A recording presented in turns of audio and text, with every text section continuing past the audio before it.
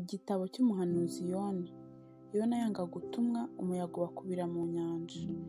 Ijambo ry'Uwiteka ryaje kuri Yona mwene Amitayi, riramubwira riti, haguruka ujye i Nineve wa murwa munini, uwuburire, kuko ibyaha byabo birundanije bikagera imbere yanjye.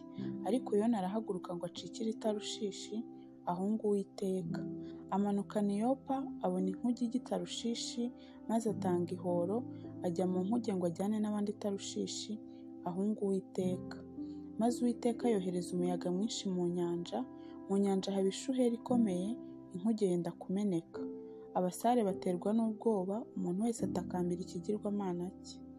Ibintu bari batwaye mu nkuge babijugunya mu nyanja ngo boroshye inkuge. Ariko Yona we yari mu nkuge hasi cyane, aryamye yisinziriye. Nuko umutware w'inkuge aza aho ari, aramubaza ati, wabaye ute wa munyabitotsi we? Byuka utakira Imana yawe, ahari Imana yawe yatwibuka ntiturimbuke. Bose baravugana bati, nimuze dufinde, tumenye utumye dutezwa ibi byago. Nuko barafindura, ubufindo bwerekana Yona. Baherako baramubaza bati, tubwire, utumye dutezwa ibi byago, ukora murimo ki, uraturuka he? Uri uwo mu kihe gihugu, uri bwoko ki? Arabasubiza ati, ndi Umuheburayo, nubaha Uwiteka Imana yo mu ijuru, yaremye inyanja n'ubutaka. Maze abantu bafatwa n'ubwoba bwinshi, baramubaza bati, ibyo ukoze ni ibiki? Kuko abo bagabo bari bamenye ko ahunze Uwiteka, kuko yari abibabwiye. Baramubaza bati, tugire dute ngo inyanja iduturize?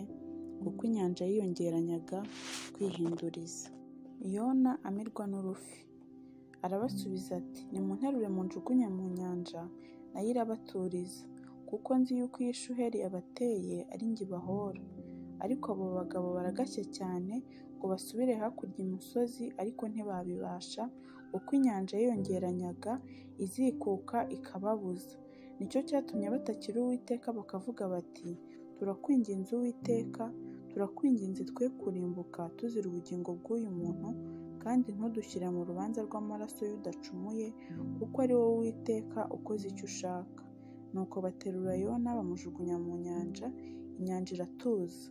Maze abo bagabo baherako batinya Uwiteka cyane, bamutambira igitambo, bahiga imihigo. Uwiteka ategeka urufi runini rumira Yona, maze Yona amara mu nda y'urufi iminsi 3 n'amajoro 3. Yona asengera mu nda y'urufi. Maze Yona asengera Uwiteka Imana ye mu nda y'urufi ati, nagize ibyago ntakira Uwiteka, aransubiza. Nahamagariye mu nda y'ikuzimu, wumva ijwi ryanjye.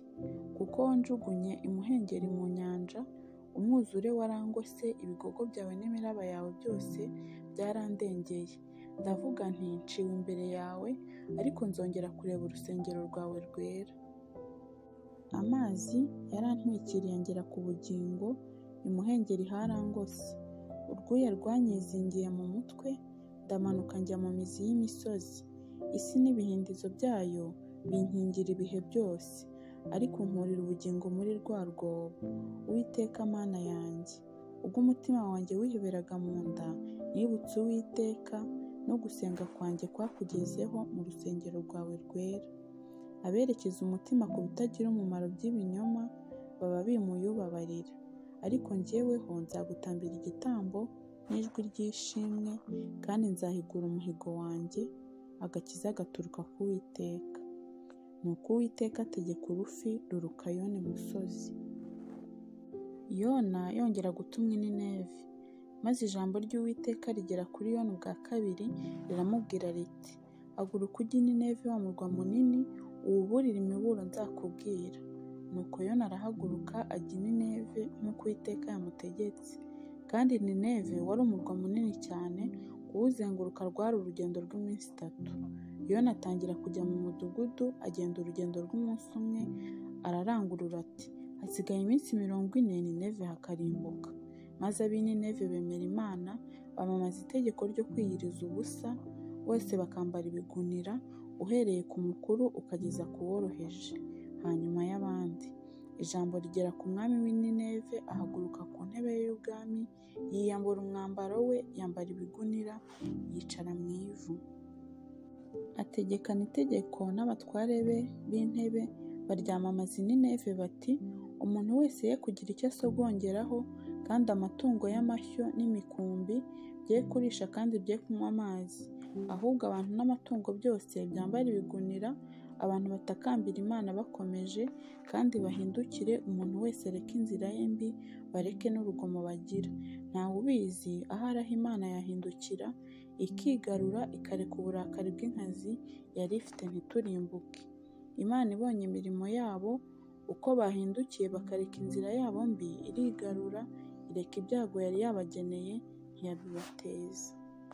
Yona arakazwa n'uko Imana ibabariye i Nineve, ariko ibyo bibabaza Yona cyane, ararakara asenga Uwiteka ati, si icyo navugaga nkiri iwacu, nicyo cyatumye nshoka mpungira i Tarushishi, kuko namenye ko Imana igira ubuntu n'imbabazi, itinda kurakara, ifite kugira neza kwinshi, kandi yibuza kugira nabi.